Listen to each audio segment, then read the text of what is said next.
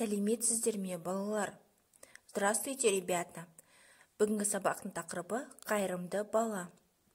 Тема урока «Отзывчивый мальчик».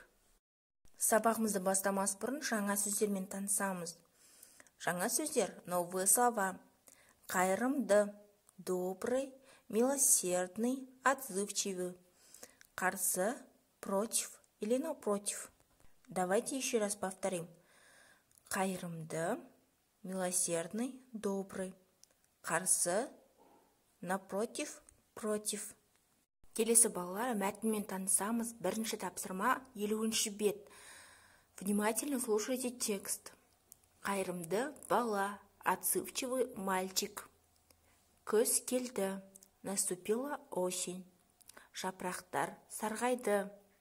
Листья пожелтели. Күн суық, на улице холодно. Құстар жылы жаққа ұшып кетеді. Птицы улетели в теплые края. Әділ досымен құстарға ұя жасаймыз деп келісті.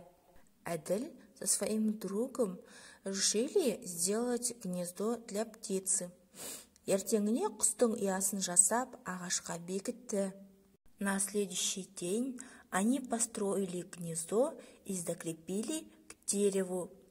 Еңбек етіп табиғатқа қамқорлығын жасады. Олар қайырымды балалар. Трудились, заботились о природе. Олар қайырымды балалар, они добрые дети. Келесі бізде 3-ші тапсырма, мәтінді оқимыз. Прочитайте текст. Әлібек күшігімен бақшаны аралады. Әлібек с щенком ходил по саду. Он увидел детеныш воробья, лежащего на земле. Ол жерде жатқан торғайдың балапанын көрді.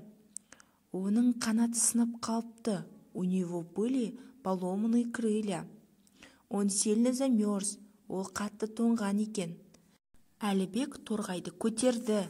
Әлібек поднял воробья, принес домой, үйіне алып келді. Оған жем берді, дал ему корм. Әлібек қайырымды бала. Әлібек милосердный, добрый, отзывчивый мальчик. Ребята, 5-е задание, 51-ші беттегі, мы должны это делать устно. Тетради не надо писать.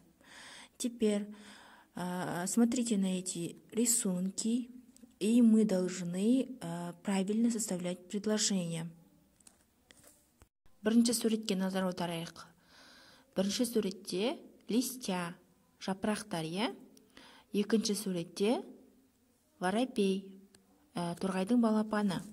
Үшінші суретте құстарға арналған жем.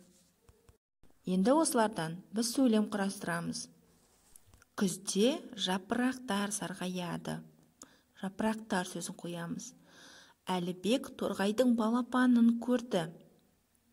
Әлібек торғайға жем берді. Келесі бізде балалар жазылым тапсырмасы. 4-ші тапсырма 51-ші бет. Пишите в тетради. Жақшаның ішіндегі қажетті сөздерді қойып, сөйлемдерді жаз. Выберите нужное слово из данных в скобках и перепишите в тетради.